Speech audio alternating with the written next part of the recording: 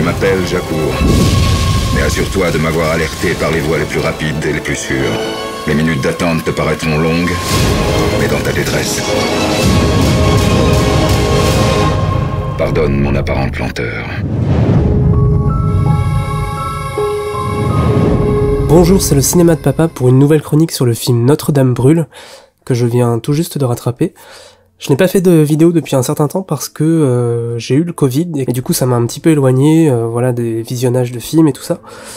Et j'avais surtout la voix complètement éteinte. Déjà que j'ai pas la voix forcément qui porte, c'était un petit peu compliqué. Et donc là j'ai rattrapé le nouveau film de Jean-Jacques Hano, qui est sorti en salle donc le 16 mars dernier, et qui traite, comme son titre l'indique, de l'incendie qui a ravagé Notre-Dame de Paris en 2019. Donc c'est un film que j'attendais quand même un petit peu, parce que Jean-Jacques Hano c'est un réalisateur que j'aime beaucoup, pour tout ce qu'il a pu faire par le passé, que ce soit La Guerre du Feu, Le Nom de la Rose surtout, Stalingrad, ou encore 7 ans Tibet. C'est un réalisateur qui, je trouve, bouge les lignes des ambitions du cinéma français, qui a toujours eu à cœur de proposer un cinéma qui rayonne à l'international, et quelque part saisir cette histoire de l'incendie de Notre-Dame de Paris, un événement qui a été filmé et retransmis dans le monde entier, tombe un petit peu sous le sens, puisqu'il y a cet écho international et universel que recherche Jean-Jacques Hano à travers tout son travail. Mais j'avais quand même quelques craintes par rapport au film, notamment à partir du moment où on a vu sa première bande-annonce, puisque le film avait l'air très télévisuel dans son traitement, dans sa façon d'être filmé, dans son rendu visuel. Et c'est quelque chose qui m'avait déjà interpellé sur un des précédents travaux de Jean-Jacques Hano, c'est-à-dire la série sur l'affaire Harry Kéber, qui était sortie il y a quelques années, et dans laquelle j'avais eu du mal à retrouver sa patte, son ambition visuelle, on va dire.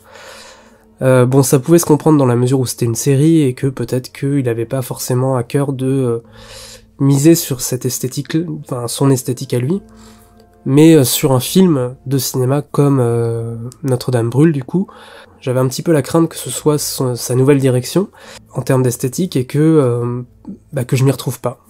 Donc le film raconte, ça va être très bref, mais l'histoire des pompiers qui sont allés éteindre les flammes de l'incendie de Notre-Dame de Paris le 15 avril 2019, et on suit tout leur périple et toutes les embûches qu'ils ont dû affronter pour en venir à bout, et aussi leur quête de sauver des objets patrimoniaux comme la couronne d'épines, ou différents objets en lien avec le culte catholique. Et du coup ces différentes quêtes tissent le scénario avec différents enjeux, avec différents parcours, motivations des personnages.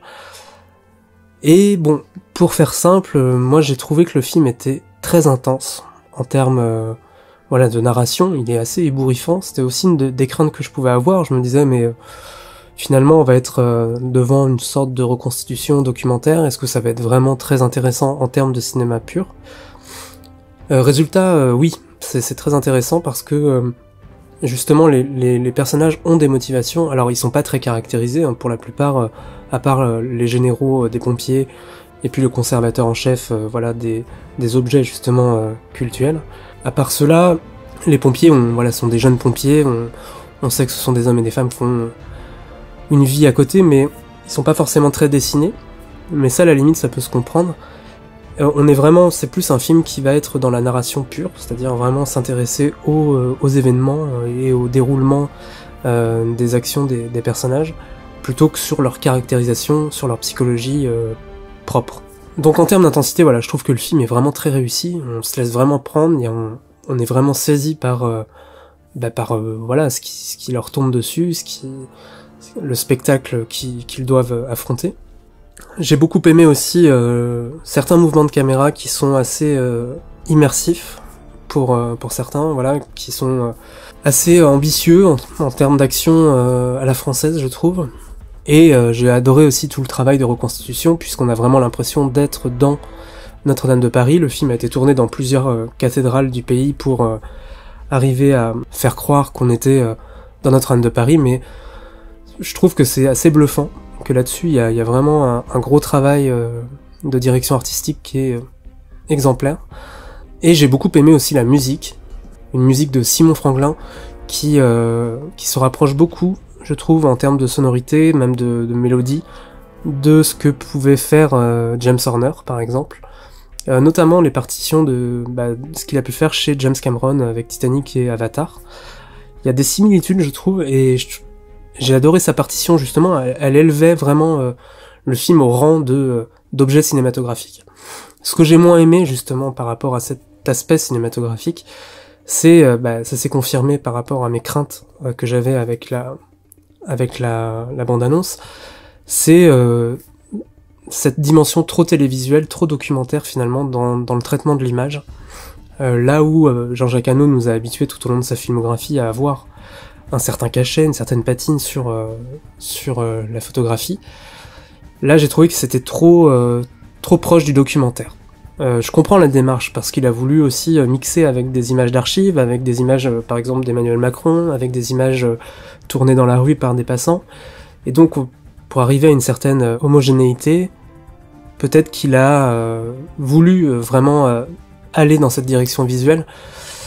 Moi personnellement ça m'a un petit peu sorti du film à certains moments, mais voilà, c'est pour moi le seul gros bémol du film. Ça, et peut-être l'iconisation aussi religieuse qui est un petit peu trop forcée par moments. Par exemple, en parallèle des actions courageuses et héroïques des pompiers, on va avoir des passants qui vont se mettre à chanter des chants de messe. Bon, j'ai trouvé ça un petit peu pompeux, personnellement. Je comprends, hein, là, évidemment, forcément, on parle de Notre-Dame de Paris, donc forcément, on parle de la religion catholique, évidemment, mais je trouve que par rapport à ces scénettes un petit peu pompeuses, il disqualifie un petit peu le côté universel de ce drame finalement, parce que je pense que ça a touché même les athées, même les musulmans, même les juifs, enfin voilà, ça a touché tout le monde. Donc quelque part, peut-être qu'il réduit un petit peu trop le champ et l'impact de ce drame en faisant ça, je sais pas, c'est un avis, c'est un peu ce que j'ai ressenti à des moments. En termes de casting, pas grand chose à dire, pas particulièrement sur un acteur ou une actrice en particulier, puisque voilà, c'est tout un ensemble de personnes.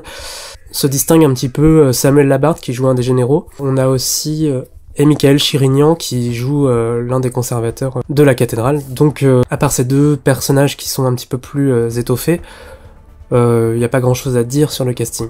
Tout le monde est vraiment bien dans chaque rôle. Donc voilà, c'était mon retour assez rapide et un petit peu en retard sur Notre-Dame brûle de Jean-Jacques Hano, que je vous encourage à aller voir parce que c'est quand même un grand spectacle et puis c'est quand même une expérience, je dirais quand même, de cinéma. Et c'est vrai que ce genre de production française, faut l'encourager aussi parce que c'est une ambition quelque part qui est qu'on voit à chaque minute à l'écran, donc n'hésitez pas à aller le voir en salle. N'hésitez pas non plus à me dire en commentaire ce que vous aurez pensé du film, et n'hésitez pas à vous abonner à la chaîne. Voilà, je vous souhaite une bonne journée, ciao.